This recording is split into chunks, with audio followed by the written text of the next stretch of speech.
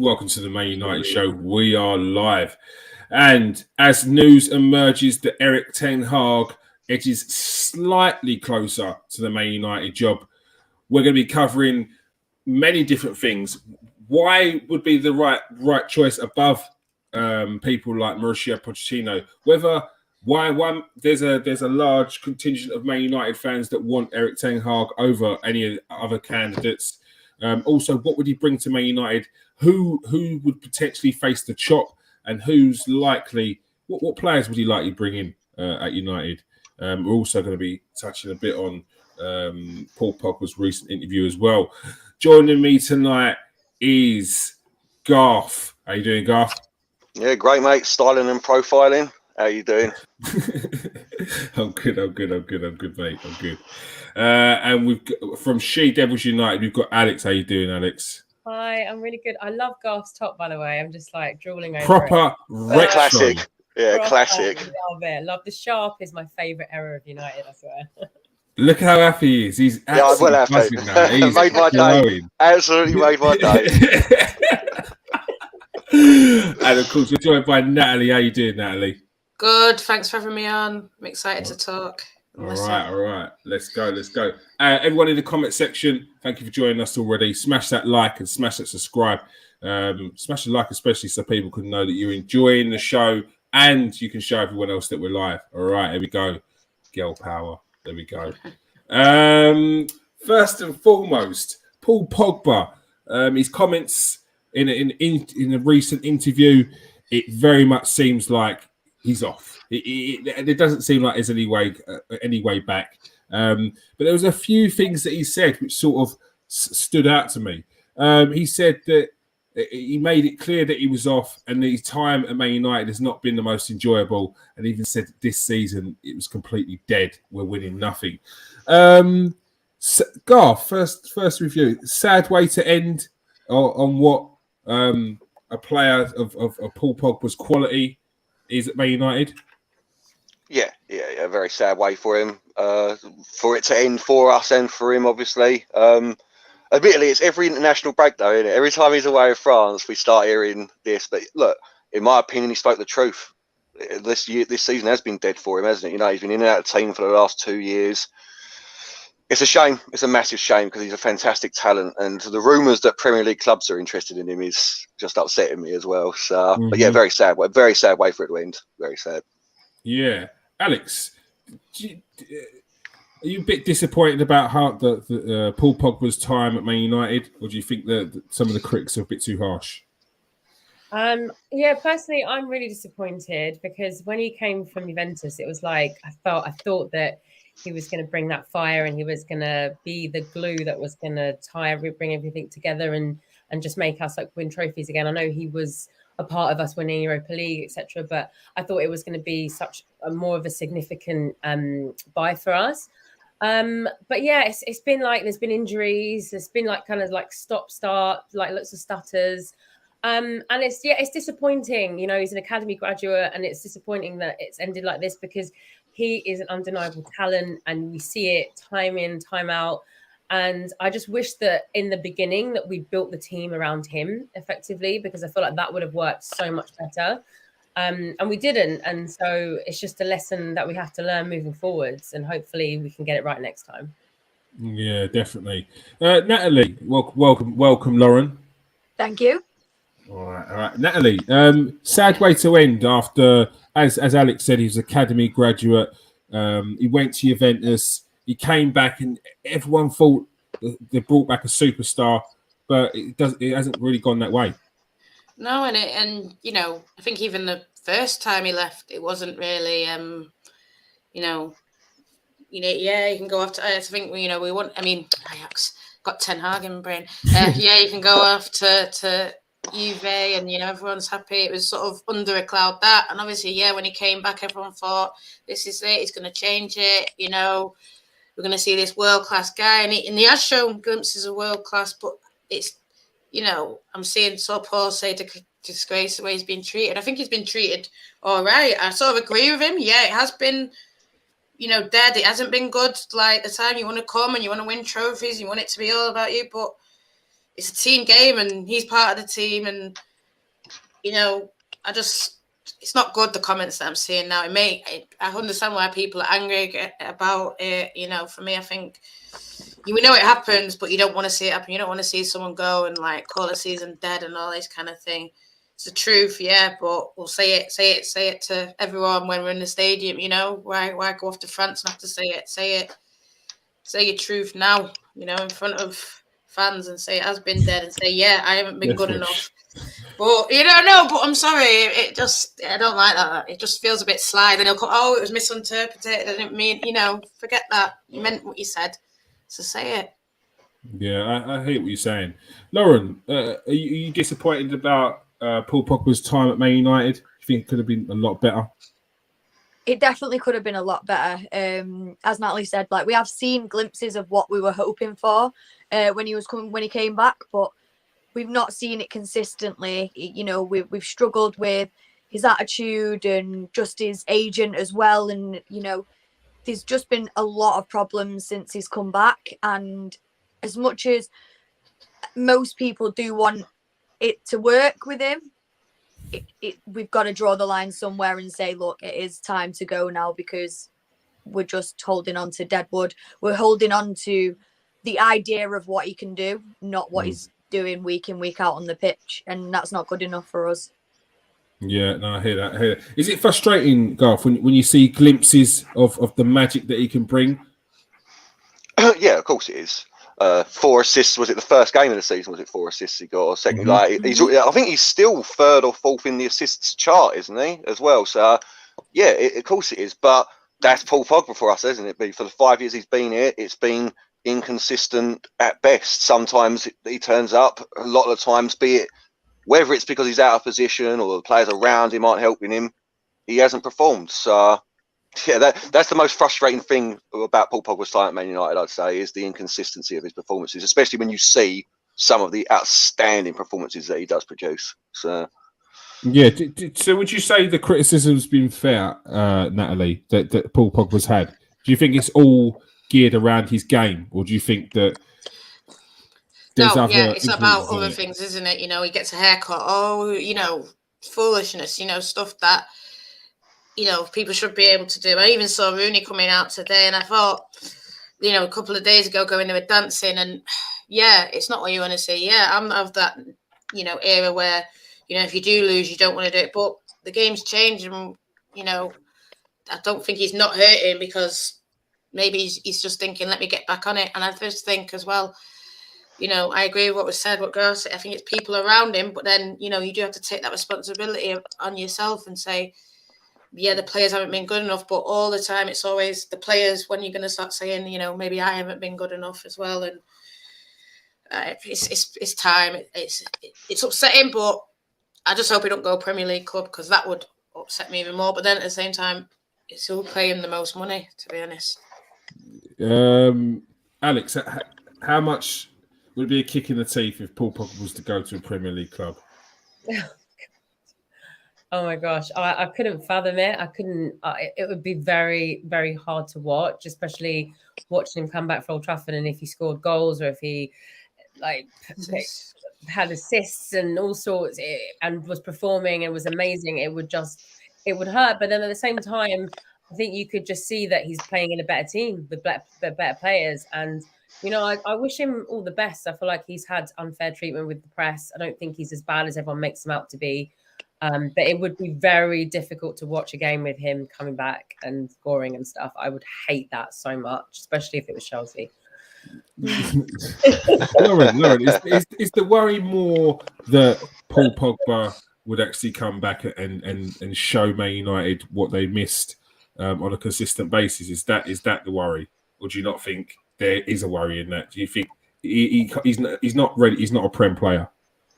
No, I do think that's worry, because if he goes to another Prem club and absolutely smashes it there, you know that all the problems lie at Man United. And we know that, but we kind of don't want to admit that in a way. So it'll just cement exactly what, you know, we do kind of know. And if he comes back to Old Trafford, I do like him, and I'd hate to see him come back to Old Trafford and get a bad reception. And he would 100% if he went to a Premier League club. I don't think it would be as bad if he went abroad.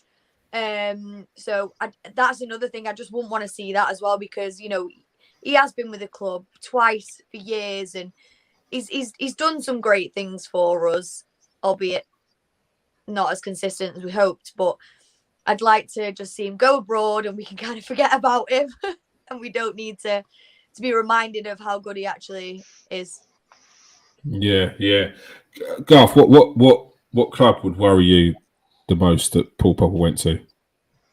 What, in What club do you England? think could get? What club do you think can get the best out of Paul Pogba? Italy again, I suppose. That's where we saw the best of him, isn't it? It's back out into In the Serie Prem. A. In the Prem, well, it's only going to be Man City or Chelsea, isn't it, really? It can't be anyone else for Paul Pogba with the 400 grand a week he's going to be asking for. So either of them would scare me to death, because if you get all guns firing, Paul Pogba, top of his game, he's an awesome player. That's the biggest problem, isn't it? Like, he's an awesome player when he wants to be. So yeah, Chelsea or Man City, I'd be devastated if he went Man City or Chelsea. Mm-hmm. Like, I still think he wouldn't. I still think he's got a semblance of it. Like if he can, if there's no one else, obviously, then he's going there. But if a Real Madrid or a Juventus come in for him, I reckon he goes there personally. So, So you think, Natalie, you think this may be a bit of paper talk, just try and get a better contract elsewhere, not Man United, Maybe, but elsewhere. yeah. I think he'd go Paris as well, and I think there's, whatever happens with them, I don't know, but whether they're going to keep Mbappe, probably that would have an influence. But yeah, it might be just to smoke them out a bit more, smoke out Madrid. But yeah, if he went Chelsea, and I'd agree with Lauren, he would get. I mean, if he went City, it would just be the end. But if he went Chelsea, it would still get stick. If he went anywhere, he'd get stick. But if he went Paris, we didn't see him for a couple of years, and then maybe come back, it would be a bit more mellow. Yeah, I hear what you're saying. All right, let's get on to Erik ten Hag then. The Ajax man has been linked with Man United. News came out the other day that he had a meeting with United on Monday. The meetings went well. However, there has been news since that Man United are not the only clubs that are in for Erik ten Hag. There's other clubs in Europe that are looking to bring the Ajax boss to their team, and they could have a bit of a worry there if they don't act fast. Do you worry that the same thing seems to be happening again, Alex? We've seen in previous summers where deals weren't getting done. It was stuttering back and forth between the teams. Is there a worry that with this news coming out that other teams are interested in Ten Hag, that Man United won't get the man that seems like they want?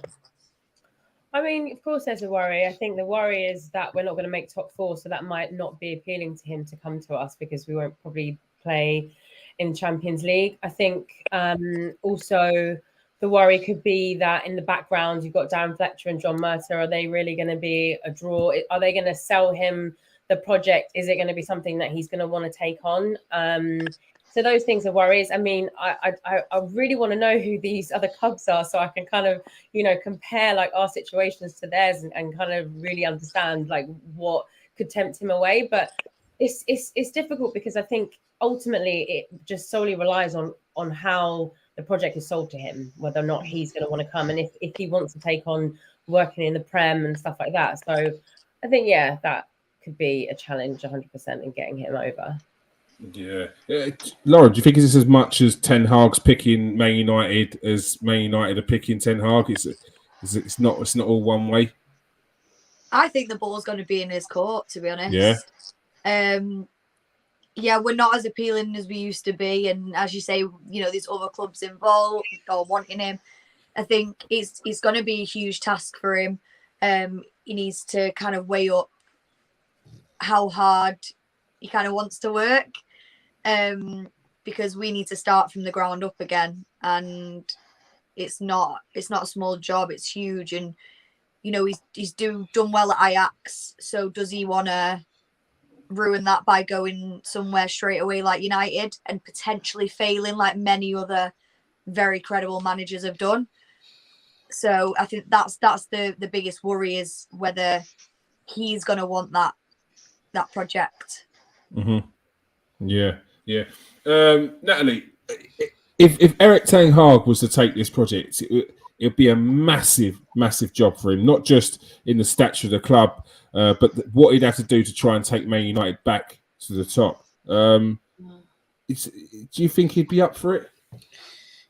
I think any sort of like, because he's a young manager, he's coming up, he's sort of can make his mark, and I think Man United, we've had sort of great managers. They haven't done great for us, but Louis van Gaal, I just want to go back. Whatever you think of the way he played with us, he was a good manager, and I think Jose, he's a good manager. He's got that history. They've won trophies, and I think we've had all these kind of managers that have come in and won trophies. We tried to do a bit different with Volley, didn't work. I think we just need to clear everything out, start again. It's a fresh project. Start from the base zero. This is the identity. This is the way we're going to play.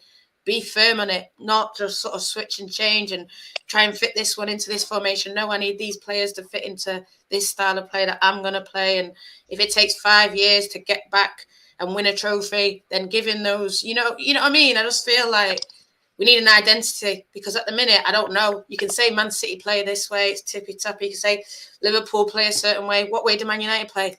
The way that they feel like on the day. It's not good enough. We need to be planning long term now. And I agree with what Alex said about the people there, Fletcher, Merter, Richard Arnold. Are they going to convince him that he's got that kind of time and he's got that kind of backing? Because other managers didn't have the backing. And, we've seen the way it's gone. It's like a revolving door currently at United. Yeah. So that's why I think. I know what you mean. Garth, there's some people would say not playing in the Man United way.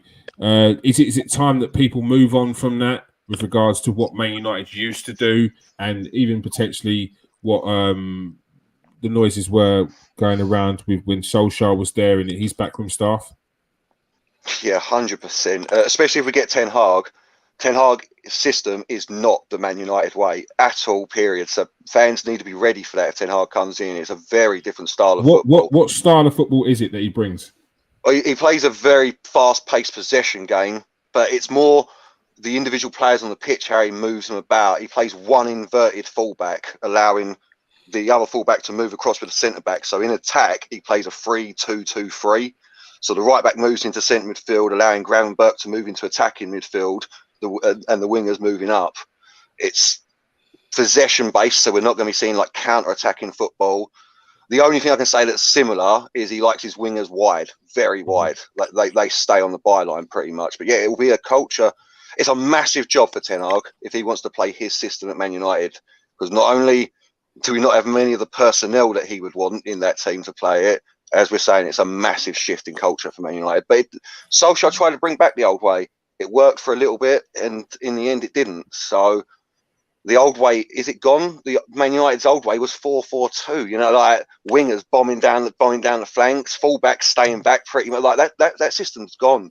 That system doesn't work in football anymore. If you're talking culture, that's Man United. That's not going to change, if you know what I mean, like the actual club culture. But yeah, on the pitch, it will be a massive, massive difference to what we've seen since '86 with Ferguson. All the other managers we've had and Ferguson, it'll be a completely different style of football. So it'll be very interesting. Lauren, how important is it that Man United fans give whoever comes in time? Huge, because the supporters of this club are one of the biggest voices for the club, and whether we like it or not, it does always play a part in decisions that are being made. So I do think we've got to back this manager, because we're losing the love for the club by hating on players, managers. We're completely losing the essence of what we all love about this club is us sticking together, being loyal, we've not got that anymore. So we need to make sure, we need to understand the project that needs to happen. So we need to understand that's not going to take time. That's going to take time, and it's not an overnight job. So if we have to, you know, really, really go through it for a little bit. We're gonna have to do that if we want to get to where we all want to be, and that will take time. Yeah, great points there. Alex, Lauren makes the points about the unity. Do you feel like they're slowly starting to fade away, manager by manager, player by player that comes in and out of the club? Yeah, I mean, you know, I speak to so many United fans constantly, and there is such a divide about players that we want to stay, players who want to leave. You know, Ollie in, Ollie out camp. There's been a heavy divide. I mean, it's been for a long time. I think since Fergie's left, it's been really disjointed. I mean, and that's okay. Like, people can have their preferences and their views and opinions. I mean, we don't want to be like a totalitarian kind of fan base, but I think that this whole situation, this saga of like finding a new manager, is something that, you know, we're all kind of getting behind. And I think all of United fans, whoever the manager is going to be, we're all going to want to give that manager time. We're going to want to give them a chance, and we want to see in the transfer windows who they're going to bring in and what's going to happen. I think that's something that we can all be united about, I feel like. Yeah, no, definitely, I agree. Natalie, big up, James. James says the situation needs to be sorted by the end of March as planned before the next round of fixtures. Is it important for you that this gets done quick? Yeah, because I think even we're hearing about, you know, Ten Hag being linked to the clubs. It's just, you know, it's sort of annoying to me, because I just, United, they used to just do the business, and you would just hear about it, you just see it, you know. Now everyone knows he was interviewed on Monday, but he's not. And I'm just thinking, it's getting on my nerves. Just, it's him. Just tie it up, finish it. If you wanted maybe interview Poch as well, but who else? You know, you shouldn't be a 20 list job, because then he will go. You need to just have 2 or 3. Bang, interviews done. Right, this is who we're getting. But they have to tell everyone each process. That's probably what's made these other clubs come out. You know what I mean? Because they know, oh, they're actually doing it. Yeah. Why tell the world? Just get it done and announce it. Yeah. Garth, is there a worry for you that if this deal doesn't get done quickly, he may have his head turned elsewhere? Yeah, of course, yeah. Especially as everyone else has been saying, we're not the most attractive prospect at the moment. It's very unlikely we've got Champions League football next year. We're losing a star player in Paul Pogba, plus the rest of the players we're losing on a free as well. No Champions League football means a lesser transfer budget. And the rumours I'm hearing, they didn't mention the clubs, but they were saying major European teams. And it was hinted that one of them was Real Madrid. So, I mean, if you're talking about these sort of clubs, then of course your head's going to be turned. Now, that's obviously paper talk, but that's what it said. So if you're talking about these sort of clubs, I don't know, Real Madrid, a PSG, if they're not happy with Poch anymore. Yeah, Juventus. Look at all the managers that are not doing great at the big clubs. Yeah, of course his head's going to be turned 100%. And that's exactly what Natalie's saying. We need to get this done sharpish. No more of this. Oh, yeah, he did really well, by the way. Yeah, we really liked him, but we're going to take another couple of weeks just to decide whether we really liked him. Like, no, like, we've got to get it done. Exactly what James was saying. We need this sorted big time. Like, for everyone, Ralph as well. Ralph needs to know what's going on. You know what I mean? Because then you can start for the last 10 games or so molding the team around what would be Ten Hag's preferred formation when he comes in, etc., etc. So yeah, of course his head could be turned. Yeah, it definitely can be. So Ten Hag is Erik Ten Hag, 52 years old. He joined Ajax in December 2017. In the 4 years he's been there as manager, he's won the league twice, and he's won 2 Dutch Cups. Once in the final against PSV. His current Ajax record is 207 games. 153 wins, 26 draws, and 28 losses with a 73% win percentage. He's the fastest manager in the Eredivisie history to get to 100 wins and reach 128 games. So the record on paper sounds good. I am slightly underwhelmed, only because I don't know why he didn't win the league every year. Like that Now, I'm being greedy, but for me, if there's any league which has one team in it, it's the Dutch league. Ajax are the only team. I think Feyenoord won it in the year that he didn't win it, and the first year he was only there for half a season, so I can't really say anything. However, I genuinely don't understand why there is so much more love for Erik ten Hag over a Mauricio Pochettino. Alex, can you tell me why there's a large contingent of Man United fans that are really into Erik ten Hag over Pochettino? Gosh, oh God, how long do we have?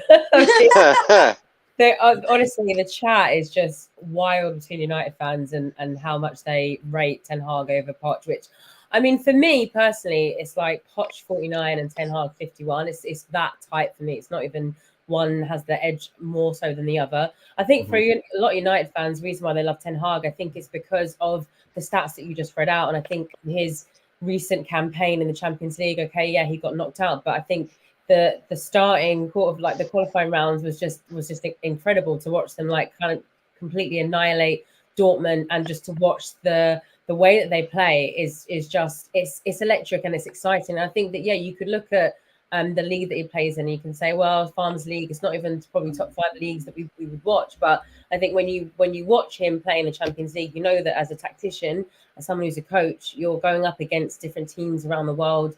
And for him to go up against those clubs and to do really well, I think that's something that excites a lot of United fans. I think that with Poch, we obviously watched the breakdown of them, PSG versus Real Madrid. And I think that a lot of fans are kind of looking at Poch and looking at the French league and thinking, well, that again is a one-team league. And with the stars that you have, you've got Messi, Mbappe, you've got Neymar, you've got Hakimi. Like you feel like those players should win you a Champions League. It should. There's no excuses. So I feel like people fully feel like to have that team, you should be unstoppable, unbeatable. So I think with Ten Hag, he kind of feels like he's the underdog. Also, with Ten Hag, he's trained and worked with Pep, and Pep is, the manager of the moment. He's somebody that everyone reveres, respects, and feels that his style of play and his philosophy and the way that he's played football is elite, and it's incredible. So I think that's why Ten Hag has got the edge. And yeah, all those reasons, I kind of want him now. But yeah. Lauren, Talk yourself into it. I was going to say, talk yourself right into it. It's like, 51-49. No, do you know what? Actually, forget Poch. Get him out in the bin. Lauren, what's your preference, and why do you think there's more Man United fans that are looking at Ten Hag and thinking this is the guy for the job? I think with me, I want Ten Hag. I've never been a huge fan of Poch ever. I think someone put in the comments, what's Ten Hag done?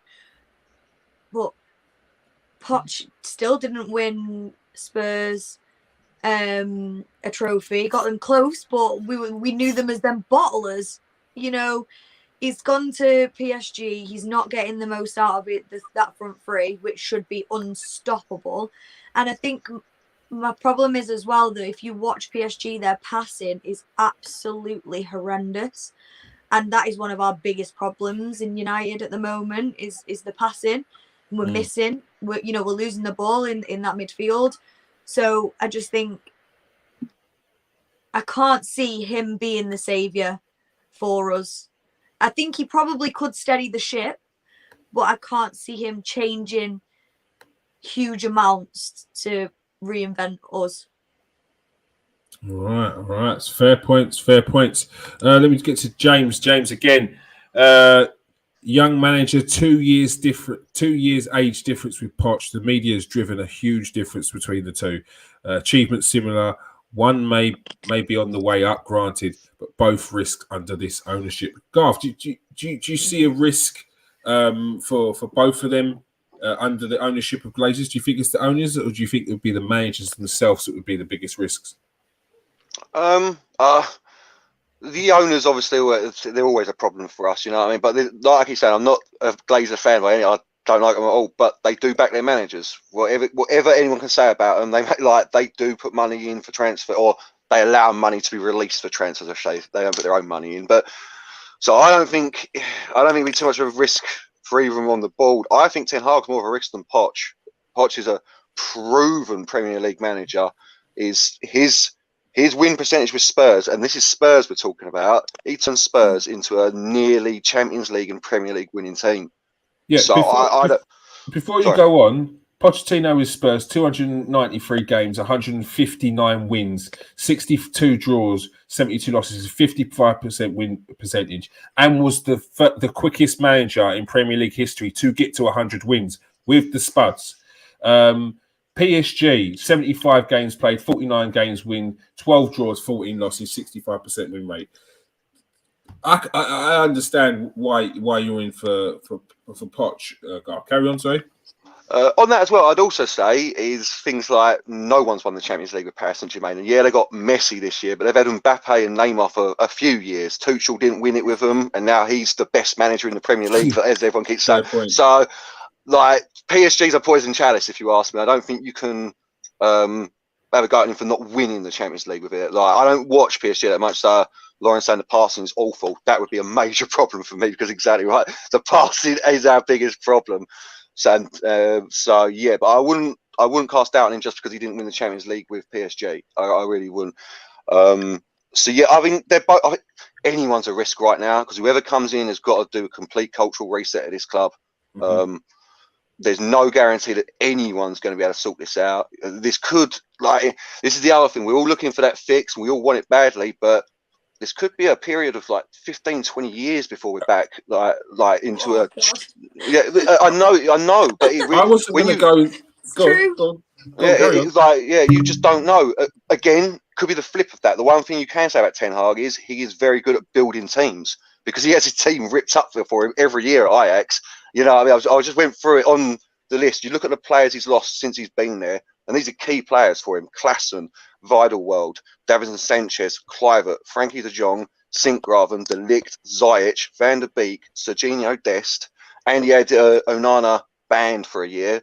Like, he has to rebuild his team every year, so that's a plus for me, because that means he probably can come in and rip it up and start again. I don't think, I'm a bit like, I'm with James. They're both like that for me. They're literally like that. I just need a manager. You know, I mean, I've been joking about getting, like you've all said, I've been joking about getting Mike Bassett in. I just need a manager. I'll take Kirbishley, I'll take Allardyce, I'll take anyone. Please, just bring me a manager. I'll take Ralph if he's going to be called manager. We need some structure. We need some structure bad at this club. So, yeah. But back to the original point, they're both a big risk, I think. Anyone's a risk at the moment. Yeah, Natalie, who do you think would have? What manager do you think would come in and have to have the biggest overhaul? I think both, to be honest. I think they're both, because, like what we're saying, I think there is going to be a big overhaul anyway. A lot of them are out of contract, so a lot of them are leaving anyway. So, and I think, you know, there'll be players that are already there that they want to get rid of, and I just think the only thing with Poch, for me, I am sort of level. If I was going to say a little bit, it's Ten Hag, but only just like, and I think he can like make. I'm not saying that Poch can't do this, because like no one really knew of Son that much, you know. But Poch towards the end sort of wanted more like the better players, the more money kind of thing, and that's why he sort of left, you know. And I'm not saying we've got our money and Spurs money. We'll give him the money, but I think we, you know. Ten Hag can do it like a nobody, a rich little nobody, and then make them a superstar. And I feel like that's probably where we're at. We need to just get in people that are not, you know, Ronaldo, this and that. We need to just get someone in who's going to fit a position and do a job.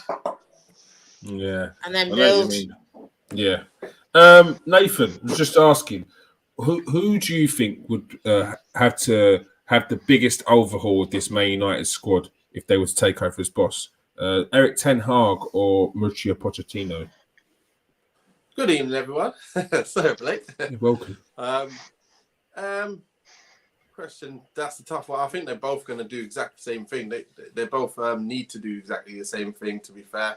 Poch, we know, did he inherit that kind of side? Because I was talking about all the players he had, it was an unbelievable squad. That Tottenham side, by the way, if you think about it, it's unbelievable. Kyle Walker, Alderweireld, Vertonghen, Rose. You got Sissoko. You've got Dembele. If you remember Dembele, unbelievable. Eriksen, Son, Kane. It's ridiculous. So for him to do that well, is it because he had a great side that was just there? Did he? I don't think he assembled that side. But again, he got them playing some great football. I'm not going to lie. I loved it.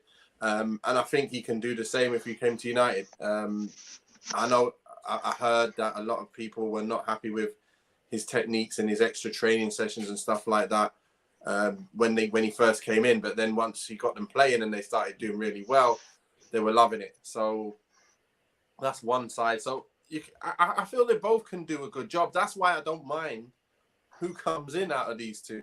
And I know people say, what's he won? But to be fair, come on. He's done a great job and they play great football. He's got a great winning percentage. And then he's now going to have money to actually go and get the players that play the way he likes to play. So for me, that's a great acquisition. Then you look at Ten Hag. You just got to look at what he's been doing. He's been churning out new squads and they keep winning with, people he's bringing through the youth. And he hasn't got lots of money either. So for him, he's got to have an eye for a good player. Got to have an eye for unknowns who can fit the system that he wants. And that's another thing. So it's not just, he's a good player, let's get him in. Wait a minute, but he doesn't fit with that player. Let's get him out. Let's get someone else in as well. So we need someone who really knows their stuff, really knows how to put a team together and know you need some workmen, you need some flair players. You don't want to have 5 flair players in the same side. And that's kind of the problem we have at the moment. You got too many players you can't. It's not their fault, but they're not the shift workers you're talking about, if you get what I mean. And you got too many of those, you're going to get popped around. And that's what happens when you play against City. There's no wonder why we stop running, because you run more, you get opened up more, you get 10-0. And you don't want to be 10-0 against City. So that's the problems we've got. We need to change them. And I don't know if that answered the question, but it's just what's going around in my head. And it's like, you don't know, do you? But whatever happens, they're 2 good candidates. Yeah, no, they are. They are definitely 2 good candidates. Alex, off the back of Garth's description of Ten Hag earlier, who do you think would genuinely survive this squad? Because it seems like your pass has got to be on point, your movement's got to be on point. Who survives this team? You know what? I definitely think Sancho would survive in a Poch or Ten Hag team. Past that is very difficult. That's where it gets a bit murky for me.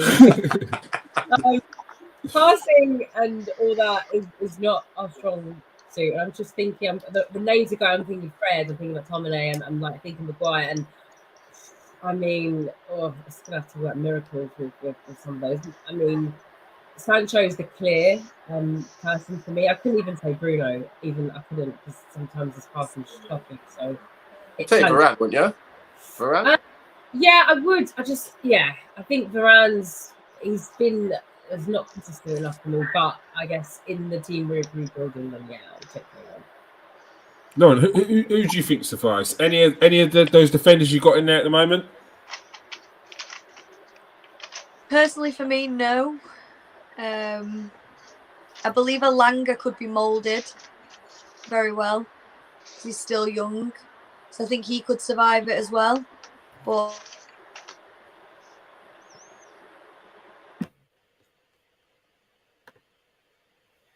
wow, that says a lot, innit?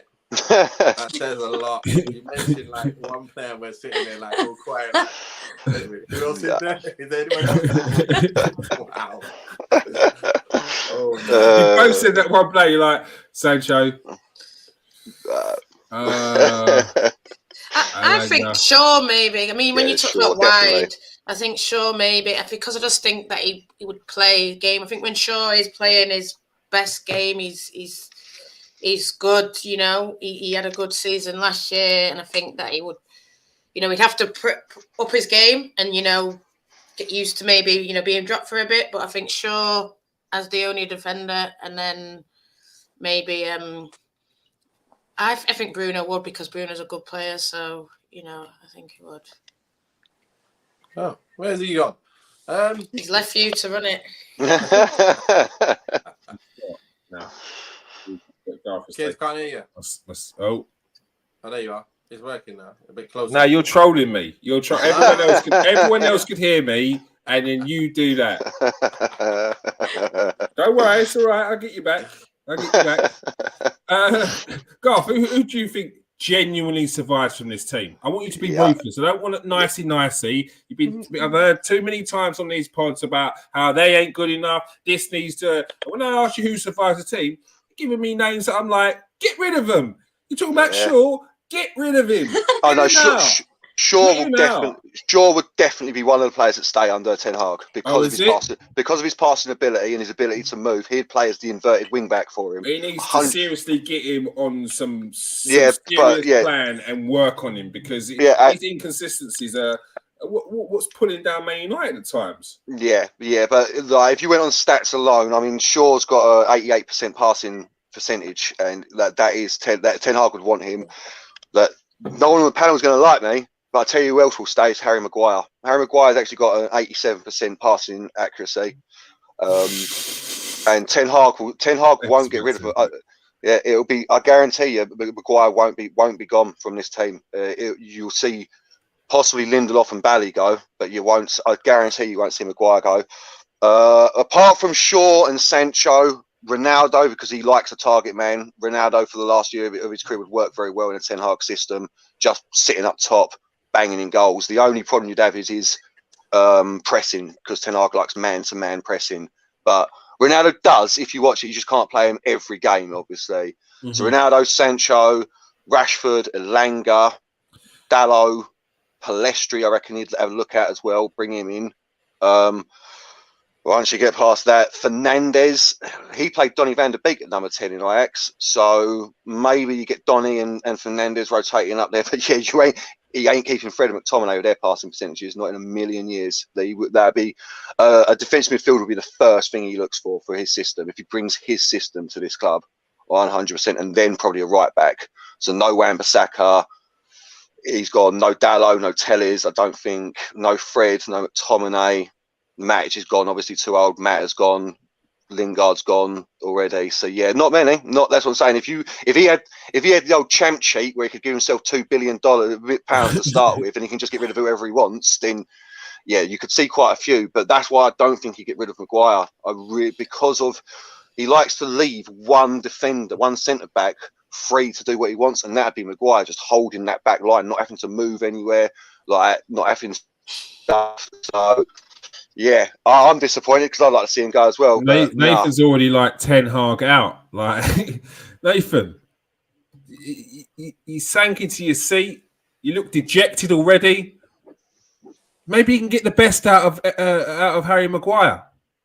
Think of it that way. Maguire already. We've seen the best of Maguire. He ain't happy. That is the best of him. To be fair, there's nothing much more we can do with that. But look. Sancho definitely looks the part, and surprisingly, Fred in the more attacking position looks quite good as well.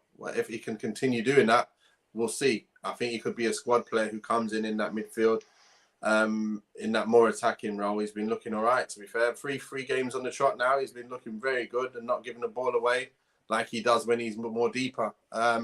He's actually provided a lot of energy in there and actually assists and goals. Ridiculous. So if he can do that, great.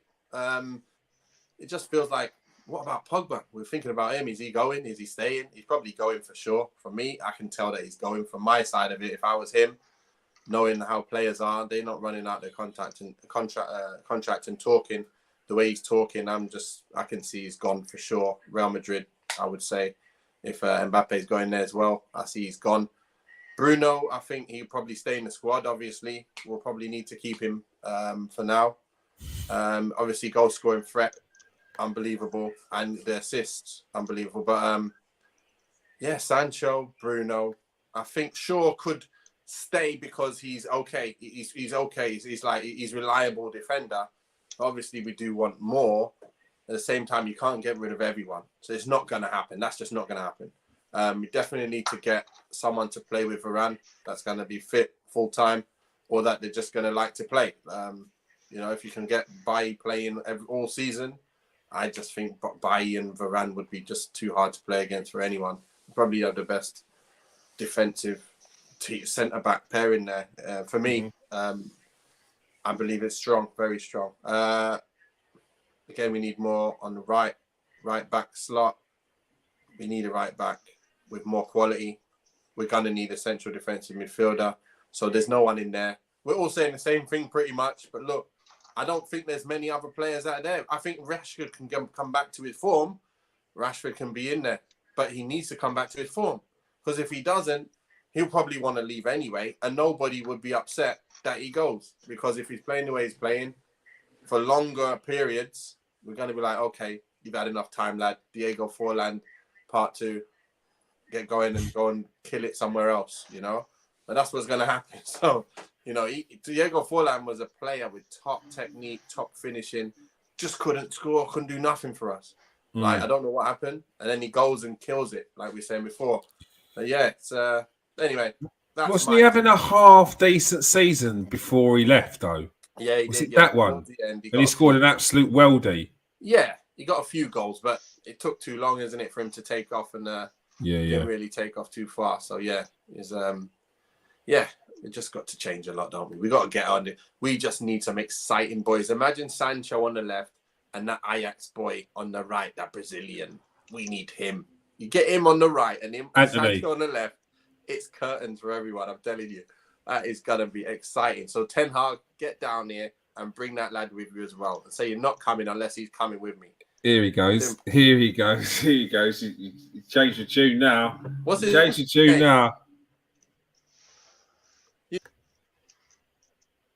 What's his name? Anyone know that Brazilian's name? Antony. Unbelievable. He won't bring Antony. We've got too many wingers already. That's what I'm saying. We've got too many wingers already. He won't bring Antony. Why not? He won't. Why are you ruining it for me? We've got Dalot. We've got Rashford, Sancho, Dalot, Elanga, and Palestri. That's 5 wingers. We don't need Antony. They're not ready. They're not 13 minutes. Palestri. Nah. No, but well, I mean, you've got to give them their chance sooner or later. You know what I mean? They're the same age as Antony, so they've been playing in good leagues, Dalot and Palestri. That's a worry, though. Surely, if Palestri's the same age as Antony, then that's a year or two younger. But like curtains. 20.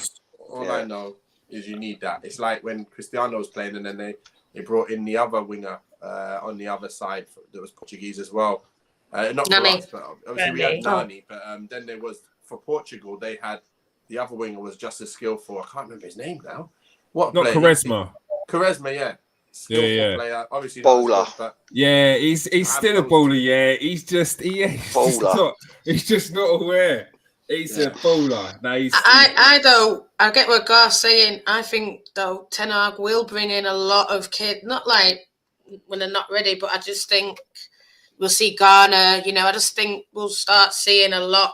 Like coming up a bit more, and I feel like that is Man United, the academy, relying on them. And I mean, we have been, but maybe they'll want to sort of do it a bit more. Maybe that's why we're seeing this more energy toward. I'm not saying that Poch doesn't, but that's probably why we're seeing more energy towards Ten Hag, because it's the youth. He like you said, he builds it again and pulls talent out from his youth. Yeah. No, good. It's a good point there. Another good point I see here, and with Erik Ten Hag's style of play, Alex, is there a worry that De Gea will be off, even if that is a worry for you? Is it time for him to move on? Gosh, it's really tough, because you look at around you and you think like, what goalkeeper could we get in potentially right now? I'm sure there are many around that we haven't heard of or we're not seeing right now, but I mean, yes, potential. I think if he's a manager of his like coaching style is to play it from the back, then De Gea is probably not your goalkeeper, and not the person that he's going to want to progress with moving forward. So I think that could be a worry. I think there's also the fact that he's been dropped from the Spanish national team. It's just like, I think in the modern game as it's progressing, it's like De Gea kind of seems to represent what was 10 years ago that I guess most teams are trying to move away from, which is sad because he's a great shot stopper, but there is more to the game at the moment. And you just look around at all the teams and how far behind we are. And I think we need all of the players to be exceptional and elite and just like the best, really, just for us to even win, even get a sniff of a trophy, or even like be in for a challenge. So I think, yeah, he could potentially be on his way out now, which is quite sad. Yeah, Lauren, out with the old, in with the new, with the goalkeeper as well. I'd be gutted to see him go, but every point Alex just said then, I completely agree with. And I think if we want to progress as a team, we need to keep up with football, which we're not. And, you know, a lot of the best players, keepers at the moment are great with the ball at the feet as well. And we just don't have that. So I could see Ten Hag, getting shot at De Gea and finding a new, young, ready keeper that can do it all, basically. And I could definitely just see him doing that. Yeah, no. That was the big one I missed, actually. I reckon he will come in and do a Pep with what he did with Joe Hart. Yeah. Because De Gea can't play out the back. This year, he's been playing a 38-year-old called Remco Pesveer, who are like not that great. Like, he hasn't really played anywhere before, literally only because he can play out from the back. He's got Stecklenburg on the bench. Like, I could easily see him coming in and doing a Pep Guardiola and just be like, nah, it isn't for my system. I need a ball-playing goalkeeper. So he could be the biggest casualty of Ten Hag coming in. De Gea. Yeah, would that worry you, Nathan, or you just want to see structure? You see it as potentially something we're moving forward? To be fair, I'm not too bothered, to be fair. I think we should just go get Ramsdale. Do you know what? I saw that in there, yeah. Oh, my God. I'm sweating.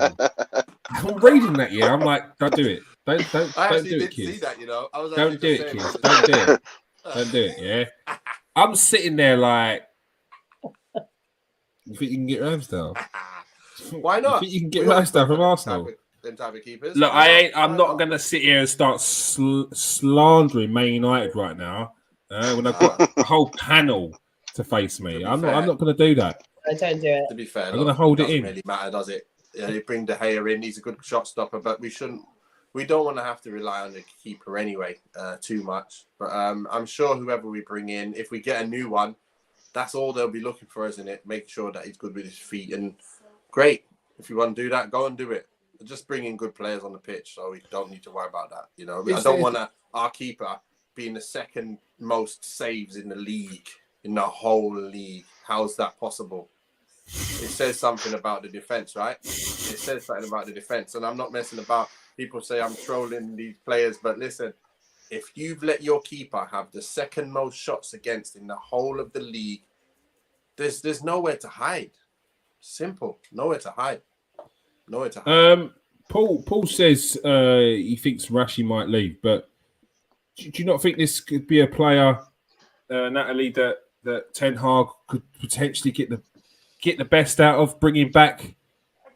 Yeah, I mean, Garth knows more about the style than me, so I'll bow to his superior knowledge. But I think Rashi can fit in. I think Rashi can. I'm with Nathan. If he gets back to his best, you know, it's about being on that level. It's about proving yourself. And, you know, he's Manchester through and through. And I hate to see him go. But, yeah, if he keeps on this, he can't fit into Ten Hag's system and style of wanting to play. Yeah, he'll have to go because that's football, isn't it? But I'll be gutted if Rashi does go because I love him, man. I know, you know, he's not been playing well, but, and, you know, being all sentimental as a fan, Manchester boy, everything he's doing for you know, the whole country, himself, it's just it's great, and I want to see him thriving. And you know, I remember him making his debut. I remember that Arsenal game, scoring them goals. So he can do it. He's got it in him, 100%. Look, I'm not trolling, but you know, you're not. Yeah, it's not. You're not. Yeah, but it's only because I look over to Nathan, and he's like, I've never seen him smile so hard, except for when someone mentions Arsenal. Alex, is one thing that Erik ten Hag could do to get the fans on side is surely put his arm around Rashford and try his best to get the best out of him. Yeah, 100%. I mean, gosh, I'm not ready to throw Rashford away like most people are. I'm ready to be patient. If it's Ten Hag, we keep saying Ten Hag, but I think even Poch, could still do a good job. I think one of the things that I know about Ten Hag is that he usually, I know that Rashford's been changing, so he's been on the left, he's been on the right. So I know that Ten Hag will use the left side like Pep does for combination play, and then he'll use the right for isolation and 1v1. So with that in mind, that could potentially be a role for Rashford to play in the future, on that right-hand side, 1v1. Let Sancho cook on the left, what he's been doing. So potentially that's exciting to me that he could come in and coach him and change him and let him become an even better player than what we've seen previously. So that's exciting to me. And I think even with Poch as well, I think with his experience and the players that he's worked with, I think he could also potentially coach Rashford to be even better. And I'm hoping that is the case. And I'm more than prepared and willing to give this guy another season or two just to see what he can do, because I love the guy and I really want the best for him. It's he's got a big soft spot. I've got a soft spot for him. He's got a place in the heart. Yeah, he's very much a symbol of Man United. I mean, he's from the area. Comes through the youth. Yeah, I think everyone wants to see him do well. Lauren, an exciting prospect to see if Erik ten Hag or Pochettino was to come in to try and get the best, try and revive what we've seen of Marcus Rashford previously, surely. So we know that I very vocal about my opinions of Rashford on the pitch. I do adore him, I really do, but the way he plays infuriates me because we know how good he is. So I get so angry when he isn't playing the way he can. But I think 100% we give him a go with a new manager who's going to come in and on a clean slate. And I think we can revive him back to the Rashford we know and love. He just needs the right coaching, I think, and he needs someone to basically kind of get behind him and give him the confidence he needs, because I think he's lacking that massively at the moment. And I think, to be fair, I do think either Poch or Ten Hag can do that with him.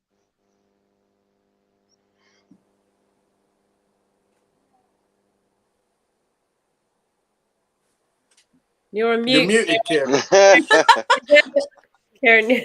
Yeah, I was testing to see if you could lip read, but clearly you can't. Exactly. You failed. You failed. I'll win. Garth, who would you be excited for either Poch or Ten Hag to see what youth player they might be able to unearth the best and get the best out of?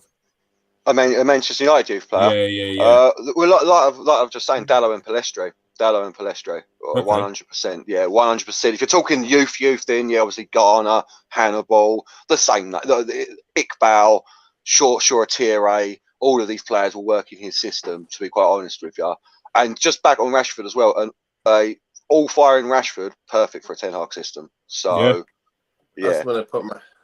I'm gonna give my little piece on Rashi after you as well, Gaff. Go on. Yeah, that's yeah. If you're we've got a wealth of youth talent in there at the moment, haven't we? So any of the standard names you're in, obviously the next batch is Hannibal and Short Thierry. They're the next two that seem to be and Garner that seem to be pushing through. But you've got Dylan Levitt up in Scotland doing bits for Dundee United. He's doing bits up there apparently. So there's a number of players. There really is. For me personally, it's Zidane Iqbal. That's the one I really like out of all of them. Yeah. I was going to add Garnacho, Alejandro. He's off in Argentina with Messi right now. So that's another one.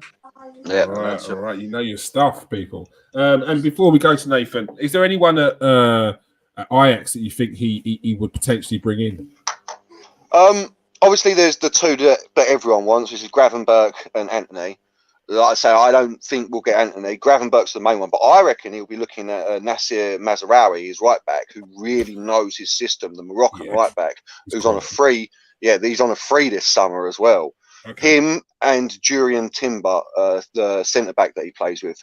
He wouldn't bring him as in the centre back. He's only 5'10", but as a defensive midfielder, they're the two like wild cards I think you should look out for when he comes. Definitely the right back, like Mazraoui. Definitely the right back. All right, interesting. And Nathan, what's your thoughts on Rashford?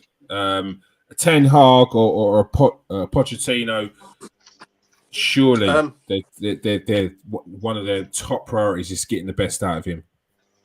Yeah, I'm just trying to think of it from Rashi's point of view, like, you know, what's going through his mind, what's going on with him. And I remember an interview with Drogba years ago. You know, we all know how good Drogba was. Obviously, completely different level. But the difference here is Drogba was on fire every season. And then there was a season where he came back mid-season and he didn't do well. And he said, I just needed a pre-season under me so I can get back on a roll. Something that Rashford didn't do. He came back, not match fit. Obviously, that kind of the pre-season is major. You need that in the tank to then add on to that. He didn't. He's just like doing the other stuff, the add-on. So we got to give him a pre-season after his injury, come back, then try and go at it again. So that was something that I just wanted to mention, that I remember Drogba mentioning with his own words, saying that same thing. So maybe it's one of them blip seasons where he can just come back next year. He's not thinking about it too much. He's more fitter. He can run and recover. And he's just free because he might score a whole of a load of goals in pre-season and then he's on fire at the start of the season. You know, games that don't matter is going to feel better for him. So I'm hoping that happens with him because it's not nice to see. And again, the thing is as well, there's players who play on the right, play on the left and can't play on the right. You know, you've seen the Robins of this world when they're coming off the right, amazing. But you put him on his left, it is a little bit different. And I don't know if you've seen a YouTube clip of him. He's actually doing something with like the Sidemen or something, these guys who pay you to come on a YouTube channel and do a bit. But Robin was doing some finishing from the right, yeah? He got the ball, did his little dribble and whipped it left foot. Then he went on the left side. He couldn't do it.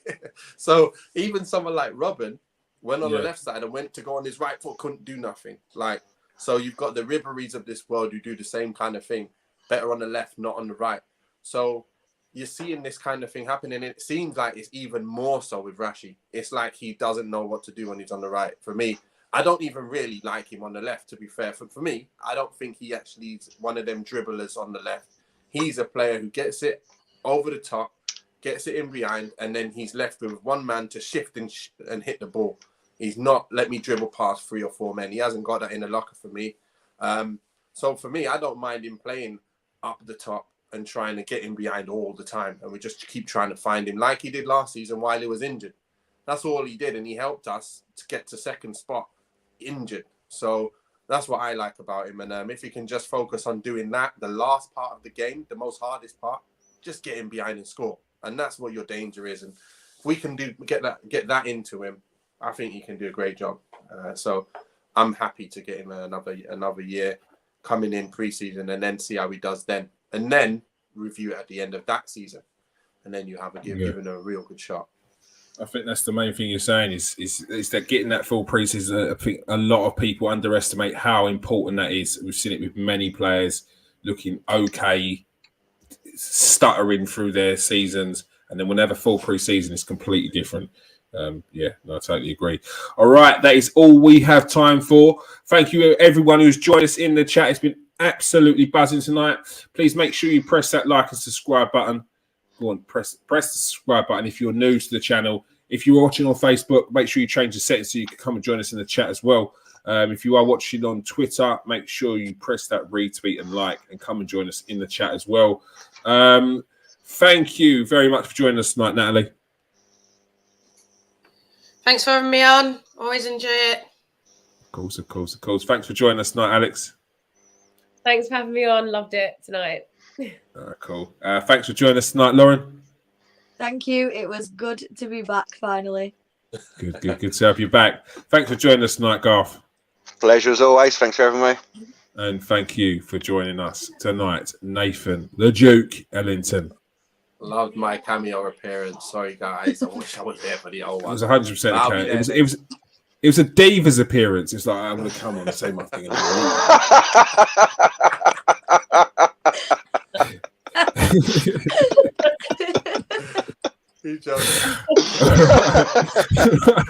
that note, peace out, people. Stay safe and wash your hands.